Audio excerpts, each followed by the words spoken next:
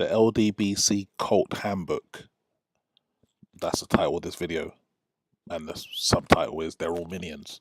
Now, some might be thinking, well, what the fuck is a minion? Well, if you look at the thumbnail and the background to this video, you see these yellow little creatures. Now, what is it about them? Well, they're all pretty indistinguishable. They look the same, they sound the same, they speak the same. You wouldn't know one minion from the next minion. And that pretty much sums up the Wildettes and those sort of brainwashed individuals who follow the LDBC community mindlessly. So those are the ones that I'm referring to.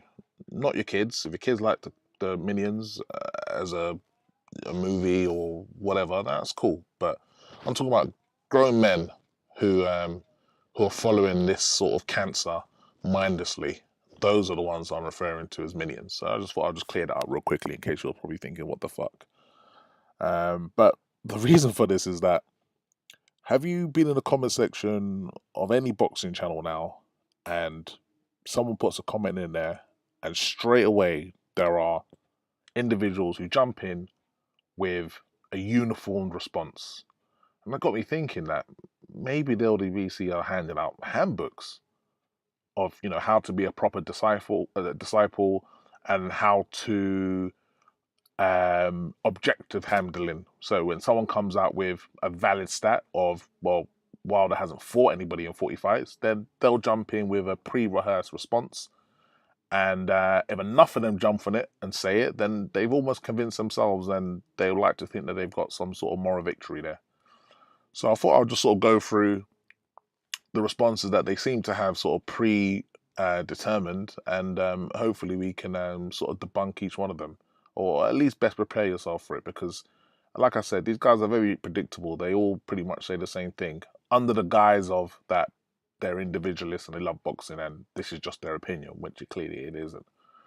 The first thing that they usually jump in with is, oh, you're an AJ protector or a nut hugger or something along those lines. You know, you say something, you know, positive or against Wilder, and that instantly makes you an AJ protector. And that's pretty interesting, because I usually respond by saying, well, if you're responding basically trying to hype Wilder and maybe balance this argument or question into his favor, does that not make you a Deontay Wilder protector? I mean, you're doing basically the same thing, no? And that usually gets their backs up, and they'll then come up with a long history of how they've always followed boxing, even though they don't have anything to say about any other boxer other than Wilder. And they use it as some form of insult. And I never really sort of understand that, because they're the absolute yang to the yin that they're pointing out. So it doesn't really make sense. So it's pretty stupid. But yeah, they jump in and they're protecting Wilder, and their first response always is, oh, well, you're an AJ protector. I suppose the easy counter for that is you're a Deontay Wilder protector. And yeah, it makes you look pretty stupid because they sound pretty stupid, but you get the drift. The next one they jump in with normally is, oh, well, he didn't take the 50 million. You know, it was on the table. What kind of idiot doesn't take 50 million offered? Well, again, the counter to that is, well, there's a number of counters to that. The first is that this 50 million, for all we know, it was 50 million Zimbabwe dollars, if it was money at all, which obviously doesn't hold any value. But essentially what you've done is a fighter is on Instagram or, you know, social platform has basically said he's got something in a bag of the value of 50 million. Do you want it? Yes or no? You can't look in the bag. You can't touch it. I can't tell you where it came from, but you need to agree that you want it based on nothing. You know, and being an astute businessman as Hearn and Joshua are, you know, they're clearly not going to agree to these blind terms. From what I understand, Hearn actually said, yeah, you know, we're interested if it's along those lines in terms of the monetary sort of remuneration, let's talk it out. Which any normal business transaction, that's something that will take place. You know, you're selling a house and someone said, I'm interested. You'll say, okay, cool, let's talk about terms and let's try and thrash out how we'll do this. Because it's all well and good offering £50 million to someone, or dollars, whatever it was, but how am I going to get that £50 million? Is that £50 million going to be $1 a month? for the rest of my natural life, well, then you wouldn't clearly be able to ever receive that 50 million. What do I have to do for that 50 million? That's the question. I think that's what Herm was trying to get at. Okay, great. You got the 50 million. Fantastic. Cool. Good. What do we have to do for that 50 million? And that is something they did not want to clear up on. They just basically wanted them to blindly agree to something. So, like I said in another video, what all Wilder and his team would have done was just effectively gone around and scrambled to collect those funds based on Joshua and Hearn saying that they're going to agree to the fight at 50 million. He would have just gone to sponsors and the broadcasters and said, look, Joshua's agreed. I need to raise 50 mil. Can we do it? That would have been all done off the back of Joshua and Hearn's name, which, understandably, I wouldn't want someone raising cash off the back of my name. So, that's another sort of response to Bunt, because we just don't know at the end of the day. There was no evidence of it. They may have well had it. I'm not saying that they didn't, but in the manner in which they wanted to conduct the deal, it just didn't make sense. So you can fuck off with that one. And next one is old Klitschko. Oh, this is an old Klitschko. He's 40 years old and he was at his best. And okay, granted, but Joshua wasn't at his best either. He's essentially up and coming. So Klitschko has got the ring IQ and the nous to impose that knowledge on Joshua, which he did at times. But obviously the younger, stronger, hungrier man eventually came through. But Klitschko's old, but then what is Ortiz? I mean, I suspect Ortiz is probably older than Klitschko.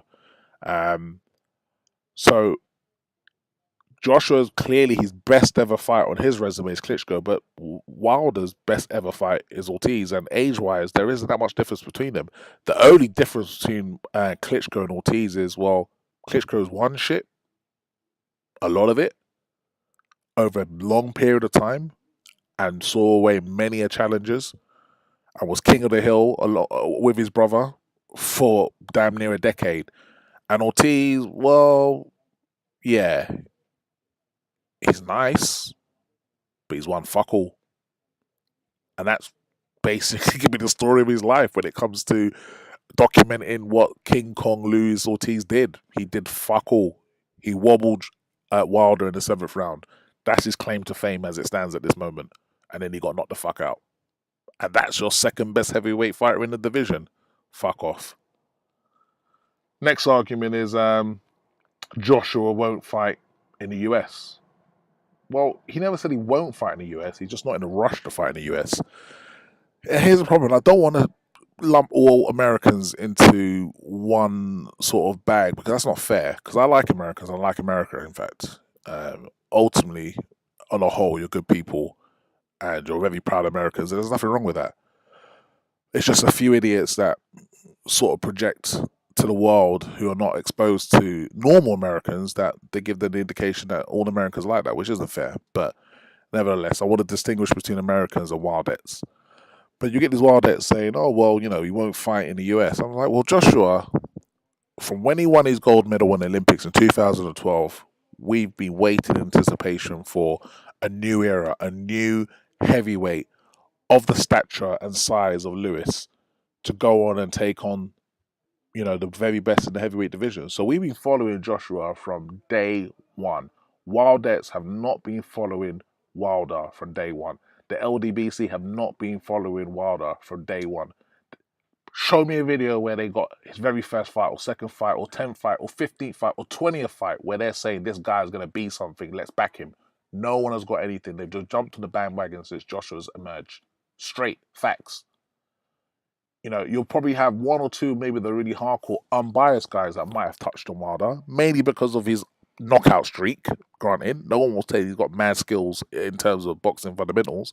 They're more hyped about the fact that this kid's knocking out everybody. But by and large, most of these wildettes have never fucked with Wilder until Joshua came about.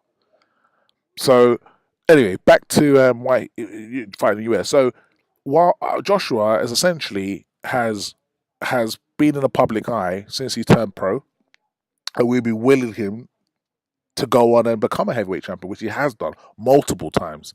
So it seems a bit off that as he's about to make history, hopefully become unified, take on Wilder for the last piece of the jigsaw, for him to say, well, everybody that's followed me up to this date, well, fuck you. I'm going where the money's at. I'm going Vegas. You bitches can come if you want to. Scrape some money together, sell your car, do whatever the fuck you need to do. But I'm going to Vegas. If you're there, you're there. If you're not there, you're not there. See ya. That probably doesn't sit well with Joshua because his whole fan base have followed him from the very beginning. Now, obviously, he's going to have fans all over the world because he's a global star, regardless of what you Wildettes want to think. But he's a global star. But the bulk of his followers will obviously be UK based, and I think it's commendable of him to say, "Look, let's do this in the US, get that historic victory out the way, hopefully win that, and then obviously now he's almost said, look, I've done it for you guys. I've unified. I've won every belt on UK soil. Now let me go out and conquer America and go out to Vegas and fight for the bigger fights. And yeah, some of you won't be able to see me at Wembley or the Principality Stadium or O2 or wherever it is that he wants to fight. It's going to be in Vegas. And some hardcore people will go over. I straight said if Wilder Joshua fight was made in Vegas, I would have gone. You know, I'm that much of a heavyweight boxing fan that I would have said, you know what, it's worthwhile. It's a one-off, once-in-a-while fight probably in my lifetime where we'll see a unified heavyweight champion coming from the UK who I can identify with. Yeah, I'll go. But not everybody able to do that. You're taking time off work, paying for it all, the inflated ticket prices, not being able to even get a ticket because the venue is much smaller. It's a logistical nightmare. How many Americans can say that they've come to London to watch their favorite heavyweight or boxer for that matter? How many Wilder fans came over when he fought Harrison? 10, if that.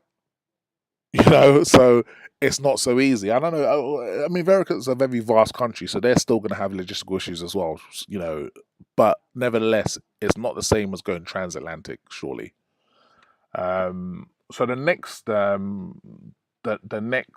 objective handed that comes from the handbook is Joshua doesn't want to fight Ortiz. And again, I got another video on Ortiz where I'm saying, look, he's not the second best heavyweight in the division. He scrapes top 10, if that. His CV isn't that amazing. I'm not saying he's shit. He just hasn't achieved anything to warrant that type of praise. His best name on his resume is Jennings, and Jennings is not a natural boxer. He came into boxing relatively late, if I remember correctly. Yeah, I'm pretty sure he came into boxing like in his 20s, like early 20s,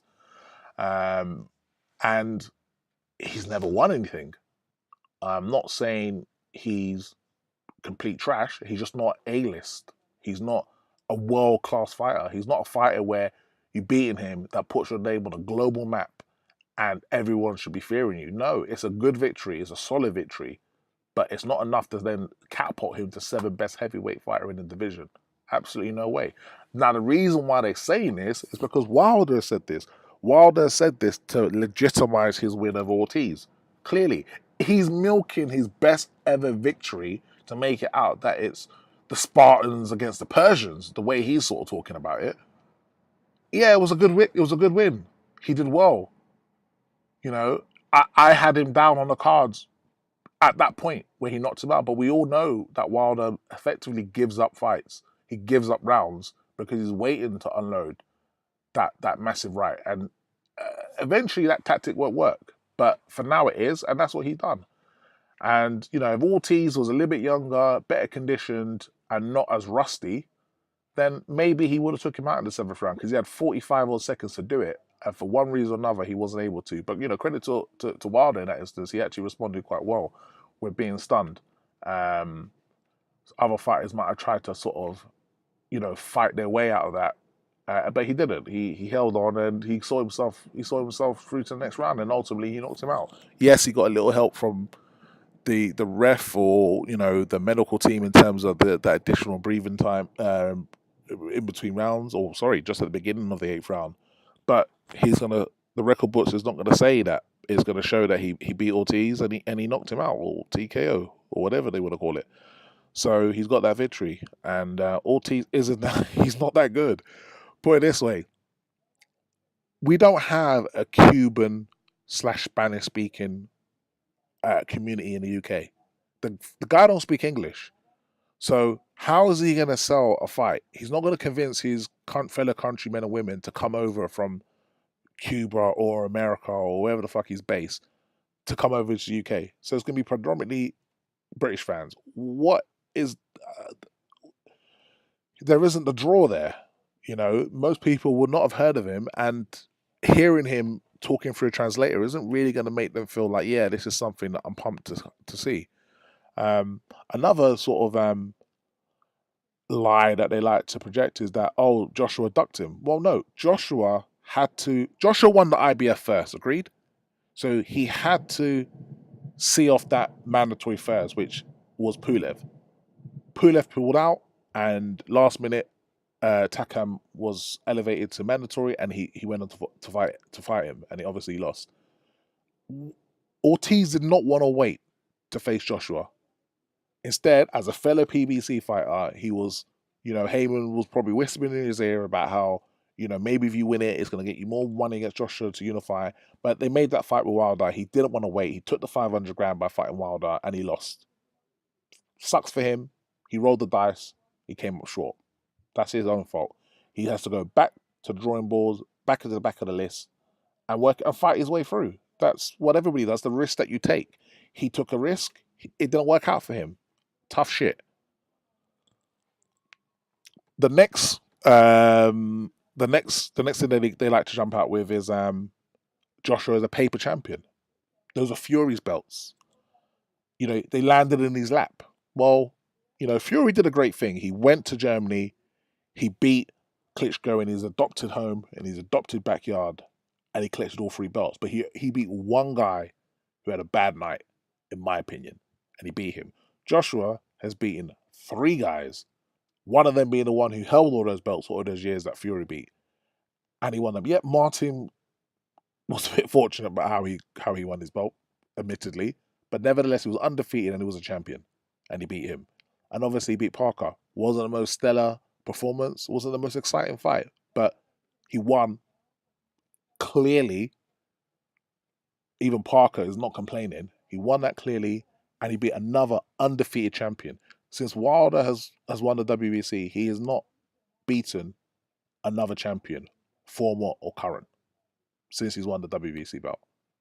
He's handpicked those who are in and around the top 15, not even some of them.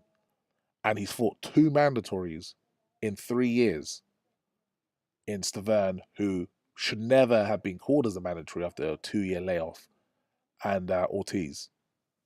Yeah, so, credit to him, but he had to take the Ortiz fight.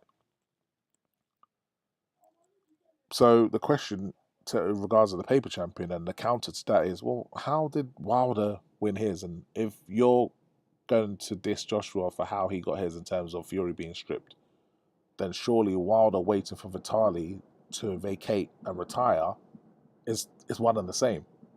You can't have it both ways. Which great champion did Wilder beat to obtain the WBC? No one. He beat a guy who'd already lost before on his first defense, who wasn't stellar in the first place. So he can fuck off with that as well. 39-0 KOs. This is another one. These are the super entrenched fanboys who've only just come on board now because they've watched a highlight reel of Wilder's knockouts. Yes, he's knocked out everybody he's fought. Fantastic, great. But the levels are not being there. Everybody likes to see a knockout, no doubt. I do. I like aggressive knockout artists, no doubt. And had Wilder had the boxing skills to go with it, he'll be fucking amazing. But he doesn't. And just being able to knock people out who are not of stellar caliber in the first place doesn't overly impress me. When he starts putting big names on there, Fury for a start, if that fight happens, obviously Joshua, White, Brazil, once he starts knocking those guys out, then we can't deny that there's a little bit more to him than just being a knockout artist. And then we can say, right, these are legitimate knockouts. But that's not enough. So what if he's got 39 knockouts? Look at his first 30 fights. Disgraceful. I mean, there's times where he's fighting guys who probably got more losses than wins. So let's not get overly excited about that. His CV is padded. His resume is padded. And people are just turning up to knock down these fucking bowling pins. No one was there to see his boxing prowess. It was just there to see him knock out another bum, another bum, another bum. So you Wildets are so easily pleased. Well, let's move on from that. So another thing is you get these guys who always start off with saying something gay, like arse juice or some shit like that. I mean, that's gay. But anyway, they come in with that, and then they say, oh, Joshua's on peds, and look at his body, there's no way. These guys are so jealous. I mean, this is the jealousy's got to the point where they're judging a man undressed now. They're judging him with his top off and then saying, oh, because he's in shape, it's impossible for him to be able to achieve that without peds or some other sort of enhancement that, you know, is illegal. Joshua's never failed a drugs test. He's never been involved in any sort of scandal. So until that happens, which I doubt it ever will, until that happens, then you should not even be saying anything of the sort. You're not a fucking doctor. How the fuck can you tell by looking at someone's picture that they're absolutely 100% on something? That just stems from jealousy. You're jealous of Joshua. He looks good. Admit it. He looks good. And that was what's burning you. It's burning you inside that this guy looks good. And the only way you can counter that is by saying, well, he's on drugs. You don't know that. You know, the British board, in terms of the drug testing, they do the testing all year round. They're very robust. We've not had a huge scandal here in the UK in regards of ped use. It's, you know, we don't have that type of culture. Yes, we're super competitive. Yes, we want to win, and obviously there's a lot of stake and there's a lot of money involved. But we don't have that culture of drug abuse and ped abuse here. And anyone who does and they get caught out, then absolutely, I don't think they should be able to box again. That's, you know, that will be my stance on it, because that's the only way that you stamp it out. If they know that the risk is never being able to box again, then maybe they won't take that risk. But we don't know. You don't know. So you should steer clear of that, because you have no right to be talking about what someone is consuming or not. Next one is oh, Joshua's a slave and Hearn is a slave driver and a slave master. And again, I've put it in another video somewhere, but you Wildettes, the majority of you Americans, so you should know about your history of slavery more so than anybody. Slaves do not get paid more than the slave master. There you go. I said it. Mind blown. And I'll repeat it again. Slaves do not get paid more than the slave master. In fact, real slaves don't get paid, period. So don't be all fucked up because Wilder is getting paid peanuts. In comparison, he's on like 10% of what Joshua makes per fight. Don't get upset by that, because Joshua's got a good business acumen and he's partnered himself with Hearn, who, say what you want about Hearn, he has not had any scandals of any fighters who have said they've been cheated or they're owed money or he promised something he didn't deliver, you know, within reason. No one has come out and said that. Can't say the same for Frank Warren. He's been in all sorts of issues. You know, and that's one of the rumors into why someone even tried to have him killed. You know, or look at Don King, and look at most promoters have been in some sort of scandal, high profile issue with in terms of money. Hearn hasn't had that. You know, of course, he loves making money. Absolutely, he's a businessman. He comes from that. He comes from a family of hard grafters. His dad is a self-made millionaire. Obviously, Hearn was born with that advantages, but at least he didn't just sit back and just enjoy it. He's tried to grow that, enhance that, and understand, you know, take on his dad's ethos and work ethics. But his job is to make the best possible deals for Joshua, and if that means he gets paid well as well, absolutely, he deserves it. You know, just what, a couple of weeks back, Joshua signed a new 3-year deal with Matchroom. He doesn't need Matchroom anymore. He's got AJ Boxing Promotions. He can do his own shit. But he obviously values having Hearn in the corner, and he's prepared to sacrifice a percentage of whatever he earns to keep him in that corner and to keep him as an advisor and to help him build his brand to become the best possible boxing heavyweight fighter in this division, in this era right now. So don't hate on the fact that Finkel, Heyman, and Dabala have effectively been rinsing Wilder. How I bet you Heyman made more money than Ortiz and Wilder combined did for that fight that they had. I'm very confident that that's the case. So obviously, Wilder tried to make it a sort of a racial issue in instances where he said, "Look, Hearn being a white guy, and England's history in terms of it being entrenched in slavery initially." He tried to imply that, but his management team, okay, Heyman aside, Finkel's always there. What is Finkel if he's not white? You think Finkel's doing it because he likes you and he wants to help you and he wants the best for you? Yeah, he may very well, but the underlying factor will be he also wants to get paid for it as well. So don't try and make out that you're self-made, you did this all off your own back and every penny you make goes into your pocket. No, it doesn't. You made $2 million in your last fight. $2 million. You put your life on the line, and there's probably guys in your camp that's making more money than you have.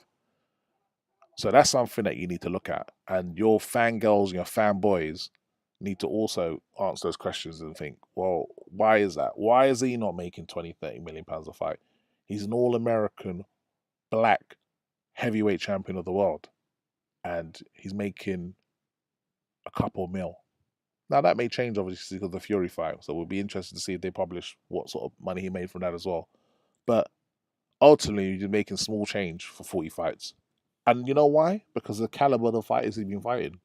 You can't expect to be paid 20, 30 mil and fighting guys who are not even ranked or not outside of the top 15 or are not considered to be an A-list heavyweight, star. You can't expect to. So, thankfully, that's reflected in his pay packet. And to follow on from that, another sort of rebuttal that they try and come out with is Heyman has the money. If Heyman had the money, which of course he may well do, but he certainly doesn't trust Deontay Wilder. Up to date, he hasn't with that money. He had a fantastic. Wilder had a great opportunity to take the IBF from Martin. They had the same management, and it only cost Joshua $5 million to get Martin in the ring.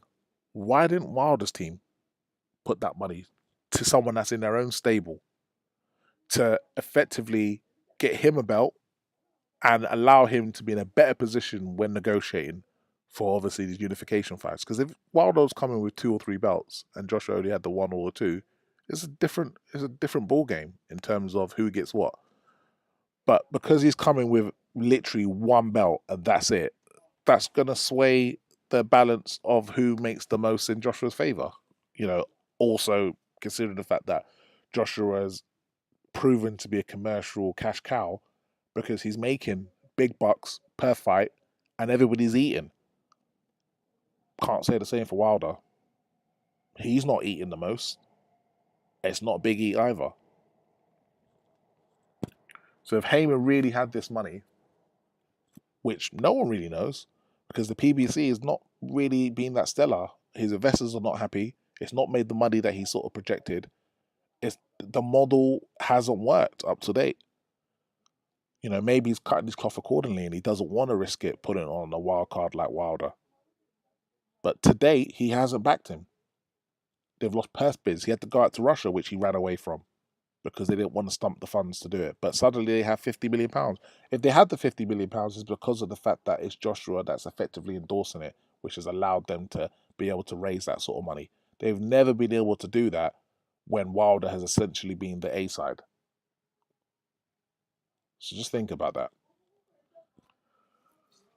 Another common theme that we get, we're almost at the end of this, don't worry. Another common theme that we get from the handbook is, oh, Wilder wanted to unify. He should have unified. He's trying to unify. That's what he wants. No. He has been spinning you fucking lines since the day he won that belt. I want to clean up the division. I want to unify. I want to do all these things. He's had no intention up till now because the walls are closing around him where he's run out of excuses for why he's not taking these fights. And he's not unified. He's not pressed to. He could have fought Martin. He could have fought Parker. He could have fought Klitschko. He didn't want to do any of those things. He was quite content being the WBC champion and having you fucking idiots screaming bomb squad behind him, making him feel like he had fucking made it. Yeah, he's done a quarter of what he could have done in terms of belts, and he just rested on his laurels instead of actually attacking and going for it. Remember, Josh is only 20 odd fights in. When Joshua was 5, 10, 15 fights in, he should have been going out collecting all the other belts, but he didn't want it. He didn't want to do it. Why? Because that meant putting that belt at risk, and also putting at risk of losing, which will mean that his fights will disappear overnight. His fans, sorry, will disappear overnight. Because if Wilder ever loses and loses in emphatic fashion, LDBC Wildettes will be fucking off, and it'll be somebody else that you're fanboying. 100%. The next one is, he wanted to build this fight, but Joshua wouldn't let him in the ring. And, this isn't WWE. Someone come in the ring, what the fuck does that do? If the fight is signed, absolutely, I have no issue with it, because now we're getting hyped for something that has been promised, it's in writing, it's done, it's set. Hype, I'm not interested in that. But isn't it funny how Wilder was at the Klitschko Joshua fight? He was commentating for Sky. He was ringside. Why did he go in the ring? If he wanted Joshua so badly, he wanted to unify and clean up the division, why didn't he jump in the ring? Instead, you know what he did instead? He licked Joshua's bum for the next 2 or 3 minutes, and he was in awe of the whole fucking occasion. He was like, I should be doing stuff like this. And then he went back to Alabama and started chatting shit. So when he's within, striking distance of Joshua, he was all fucking meek. It's all hugs and kisses. And then as soon as he gets back to America and back to Alabama, he's mouthing off again. Why the fuck didn't he get in the ring then? Just think on it. It'd be interesting to see why he didn't. You tell me why, if you're Wildette, tell me why he did not go in the ring when he had an opportunity to go in the ring and talk that shit. Because he's about the hype for hype's sake. He's not about actually trying to make these fights happen. You won't have a comeback to that. He was there ringside. He did not go into the ring. So he's not interested in that. And the moment they're like, don't come in the ring, and he's like, I'm not coming then. Well, fuck off then. Nobody wants you. And I'm going to end it with A side, B side, because this is an argument that we're having all the time. 50-50 or nothing. That's the stance now. Because as Joshua and his team started to concede slightly and give him a little bit more of what he wanted in that fight, looked like it was going to happen at one point. He then comes up with this fucking revelation, which confirmed to me 100% now he doesn't want to fight him, because you're pricing yourself out. If you're saying 50-50, so everyone that fights you thereafter, you're going to give them 50-50? No, you're going to flex your A side. If you are indeed the A side, you're going to flex that A side. All Joshua is entitled to is a percentage of the heavy lifting that he's going to do. He sells seats, he sells pay-per-views, proven. Wilder doesn't. He can't even fill out in Alabama, where he's got family. You can't even get them and friends and family to come out and fill it out. He's never been a pay-per-view. So Joshua is the commercial cash cow. He's going to do most of the heavy lifting. If people pay for pay-per-view to see Wilder versus Joshua, it's because they've come in to see Joshua. Either it's to see him get knocked out, or it's to see him win. It's one of the two. It certainly isn't coming. They're certainly paying to see Wilder's skills. But why can I say that? Because nobody has up to date. So I think it's a fair assumption. If no one is up to date has paid to come and see Wilder for his boxing skills, then it's safe to say that Joshua is the commercial cash cow who's going to be putting bums on seats and pay-per-views in people's homes, and therefore he needs to be remunerated because of that. And yes, of course, it takes two to tango, it takes two to fight, and Wilder's putting his butt at risk and all that good stuff. But it's nowhere near 50-50. So he's pricing himself out purposely. Is he giving Tyson Fury 50-50 for these invisible lineal belts? I mean, Tyson's got, what, 4 of them? So why is it 50-50 for that? Because Fury has accepted that he's the B side and he wants to cash out and he's prepared to do that. And Wilder's reveling in the idea that he is the A side, which is fine. Absolutely. In this instance, I would say he's the A side. He holds the WBC, he's been the most active out of the 2. He should be. And his split should be done in accordance to that. So don't come with that shit about how Joshua's the B side, because now you're just lying to yourself. Straight up. You're lying to yourself. Joshua has proven over his 20 odd fights that he can sell a fight. He can get people interested enough to part with their money to increase that pot. And all he's asking for is a larger percentage of that based on the fact that he's doing the heavy lifting. Now, if you dispute with anything that I've said, please come at me and tell me what. But don't come with me out of emotion. Come with me with some sort of facts. Every time I ask you guys to come at me at facts, you fuck off. And you either try to deflect or you don't answer at all. Example, I had someone I was arguing with and they would say Ortiz is so good. I'm like, okay, cool. List me Ortiz's best 5 fights and I will trump that with Joshua's. He didn't have anything to say. So that's why I put this all out here. It's fucking annoying for people who want to. I have no issues with people fanboying. That's fine. Have your guy, back him, pay to see him, promote him. That's all well and good. But let's not argue with facts, okay? Let's put feelings aside and let's just deal with facts. And that is the problem. That's not what we're seeing enough of.